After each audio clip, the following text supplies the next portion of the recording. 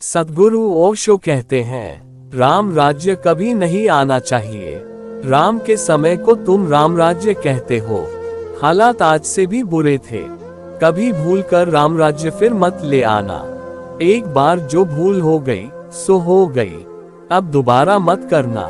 राम के राज्य में आदमी बाजारों में गुलाम की तरह बिकते थे। कम से कम आज आदमी बाजार में गुलामों की तरह तो नहीं बिकता। और जब आदमी गुलामों की तरह बिकते रहे होंगे तो दरिद्रता निश्चित रही होगी, नहीं तो कोई बिकेगा कैसे? किस लिए बिकेगा? दीन और दरिद्र ही बिकते होंगे। कोई अमीर तो बाजारों में बिकने न जाएंगे। कोई टाटा, बिरला, दालमिया तो बाजारों में बिकेंगे नहीं। स्त्रियां बाजारों में बिकती थीं। वे स्त्रियां गरीबों की स्त्रियां ही होंगी, उनकी ही बेटियां होंगी। कोई सीता तो बाजार में नहीं बिकती थी, उसका तो स्वयंवर होता था। तो किन की बच्चियां बिकती थी बाजारों में? और हालात निश्चित ही भयंकर रहे होंगे, क्योंकि बाजारों में ये बिकती स्त्रियां और लोग, आदमी और औरतें दोनों, विशेषकर स्त्रियां। राजा तो खरीदते ही खरीदते थे, धनपति तो खरीदते ही खरीदते थे, जिनको तुम ऋषि मुनि कहते हो वे भी खरीदते थे। गजब की दुनिया थी। ऋषि मुनि भी बाजारों में बिकती हुई स्त्रियों को खरीदते थे। अब तो हम भूल ही गए वधू शब्द का असली अर्थ। अब तो हम शादी होती है नई नई तो वर वधू को आशीर्वाद देने जाते हैं। हमको पता ही नहीं कि हम किसको आशीर्वाद दे रहे हैं। राम के समय में और राम के पहले भी वधू का अर्थ होता था खरीदी गई स्त्री, जिसके साथ तुम्हें पत्नी जैसा व्यवहार करने का हक है, लेकिन उसके बच्चों को तुम्हारी संपत्ति पर कोई अधिकार नहीं होगा।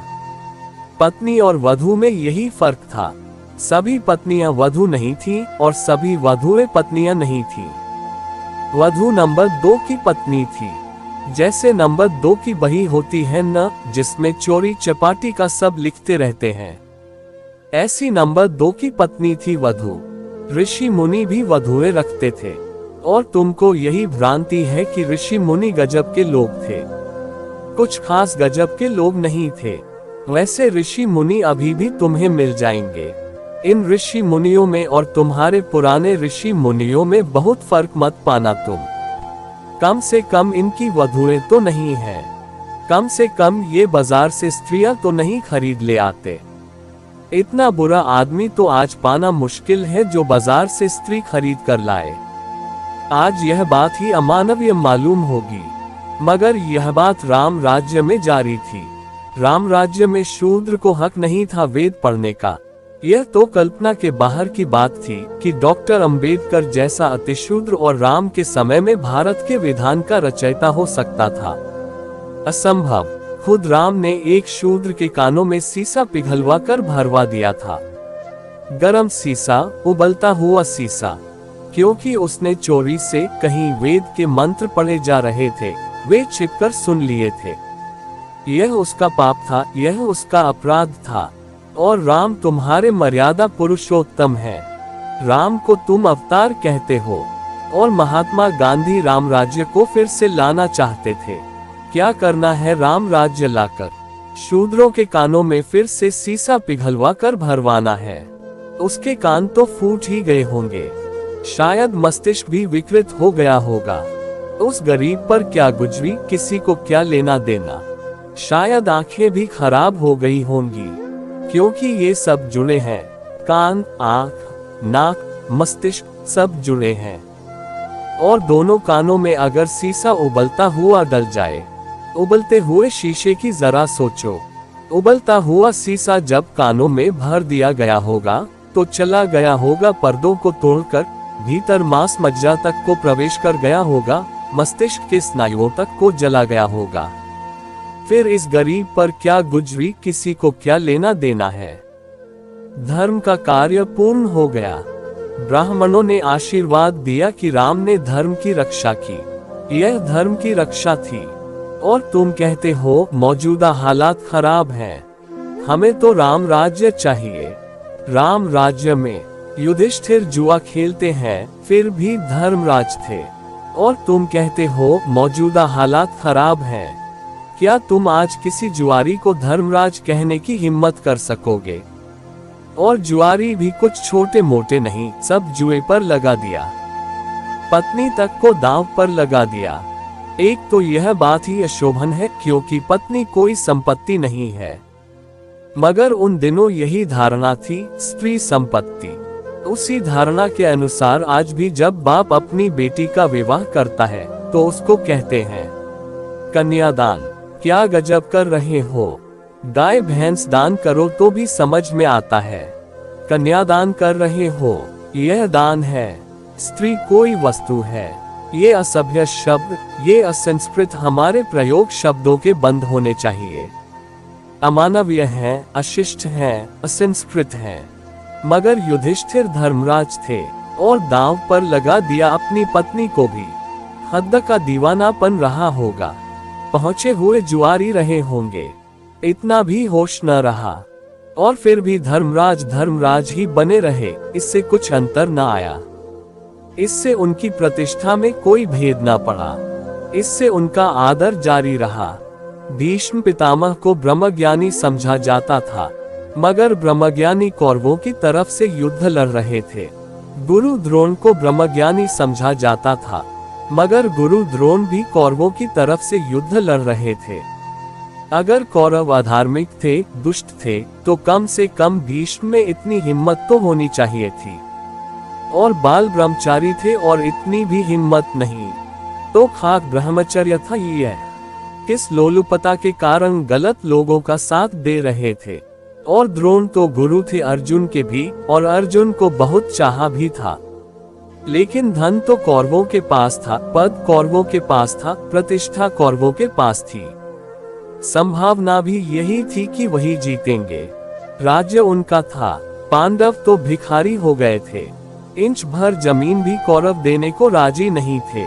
और कसूर कुछ कौरवों का हो, ऐसा समझ में आता नहीं। जब तुम ही दांव पर लगाकर सब हार गए, तो मांगते किस मुंह से थे? मांगने की बात ही गलत थी। जब हार गए तो हार गए, खुद ही हार गए, अब मांगना क्या है? लेकिन गुरु द्रोण भी अर्जुन के साथ खड़े न हुए, खड़े हुए उनके साथ जो गलत थे। यही गुरु द्रोण एकलव्य का अंगूठा कटवा कर आ गए थे अर्जुन के हित में, क्योंकि तब संभावना थी कि अर्जुन सम्राट बनेगा। तब इन्होंने एकलव्य को इनकार कर दिया था शिक्षा देने से। क्यों? क्योंकि शूद्र था। और तुम कहते हो मौजूदा हालात बिल्कुल पसंद नहीं। निर्मल घोष, एकलव्य को मौजूदा हालात उस समय के पसंद पड़े होंगे। उस गरीब का कसूर क्या था? अगर उसने मांग की थी, प्रार्थना की थी कि मुझे भी स्वीकार कर लो शिष्य की भांति, मुझे भी सीखने का अवसर दे दो। लेकिन नहीं, शूद्र को कैसे सीखने का अवसर दिया जा सकता है? मगर एकलव्य अनूठा युवक रहा होगा। अनूठा इसलिए कहता हूँ कि उसका खून नहीं खोला। खून खोलता तो साधारण युवक दो कौड़ी का, सभी युवकों का खोलता है, इसमें कुछ खास बात नहीं। उसका खून नहीं खोला, शांत मन से उसने इसको स्वीकार कर लिया। एकांत जंगल में जाकर गुरु द्रोण की प्रतिमा बना ली और उसी प्रतिमा के सामने शर संधान करता रहा। उसी के सामने धनुर्विद्या का अभ्यास करता रहा। अद्भुत युवक था। उस गुरु के सामने धनुर्विद्या का अभ्यास करता रहा जिसने उसे शूद्र के कारण इनकार कर दिया था, अपमान न लिया। अहंकार पर चोट तो लगी होगी, लेकिन शांति से, समता से पी गया। धीरे धीरे खबर फैलनी शुरू हो गई कि वह बड़ा निष्णात हो गया है। तो गुरु द्रोण को बेचैनी हुई, क्योंकि बेचैनी यह थी कि खबरें आने लगी कि अर्जुन उसके मुकाबले कुछ भी नहीं, और अर्जुन पर ही सारा दांव था। अगर अर्जुन सम्राट बने और सारे जगत में सबसे बड़ा धनुर्धर बने, तो उसी के साथ गुरु द्रोण की भी प्रतिष्ठा होगी। उनका शिष्य, उनका शागिर्द ऊंचाई पर पहुंच जाए, तो गुरु भी ऊंचाई पर पहुंच जाएगा। उनका सारा का सारा न्यस्त स्वार्थ अर्जुन में था, और एकलव्य अगर आगे निकल जाए तो बड़ी बेचैनी की बात थी। तो यह बेशर्म आदमी, जिसको कि ब्रह्मज्ञानी कहा जाता है, यह गुरु द्रोण, जिसने इनकार कर दिया था एकलव्य को शिक्षा देने से, यह उससे दक्षिणा लेने पहुंच गया। शिक्षा देने से इनकार करने वाला गुरु जिसने दीक्षा ही न दी, वह दक्षिणा लेने पहुंच गया। हालात बड़े अजीब रहे होंगे। शर्म भी कोई चीज होती है, इज्जत भी कोई बात होती है, आदमी की नाक भी होती है। ये गुरु द्रोण तो बिल्कुल नाक कटे आदमी रहे होंगे। किस मुंह से जिसको दुत्कार दिया था उससे जाकर दक्षिणा लेने पहुंच गए। और फिर भी मैं कहता हूं, एकलव्य अद्भुत युवक था, दक्षिणा देने को राजी हो गया। उस गुरु को जिसने दीक्षा ही नहीं दी कभी। यह जरा सोचो तो, उस गुरु को जिसने दुत्कार दिया था और कहा कि तू शूद्र है। हम शूद्र को शिष्य की तरह स्वीकार नहीं कर सकते। बड़ा मजा है। जिस शूद्र को शिष्य की तरह स्वीकार नहीं कर सकते, उस शूद्र की भी दक्षिणा स्वीकार कर सकते हो। मगर उसमें षड्यंत्र था, चालबाजी थी। उसने चरणों पर गिर कर कहा, आप जो कहें। मैं तो गरीब हूं, मेरे पास कुछ है नहीं देने को। मगर जो आप कहें, जो मेरे पास हो, तो मैं देने को राजी हूं। यूं प्राण भी देने को राजी हूं। तो क्या मांगा? मांगा कि अपने दाएं हाथ का अंगूठा काटकर मुझे दे दे। जालसाजी की भी कोई सीमा होती है, अमानवीयता की भी कोई सीमा होती है, कपट की, कूटनीति की भी कोई सीमा होती है। और यह ब्रह्मज्ञानी उस गरीब एकलव्य से अंगूठा मांग लिया। और अद्भुत युवक रहा होगा, निर्मल घोष दे दिया उसने अपना अंगूठा। तत्क्षण काट कर अपना अंगूठा दे दिया, जानते हुए कि दाएं हाथ का अंगूठा कट जाने का अर्थ है कि मेरी धनुर्विद्या समाप्त हो गई। अब मेरा कोई भविष्य नहीं। इस आदमी ने सारा भविष्य ले लिया। शिक्षा दी नहीं, और दक्षिणा में जो मैंने अपने आप सीखा था उस सब को विनिष्ट कर दिया।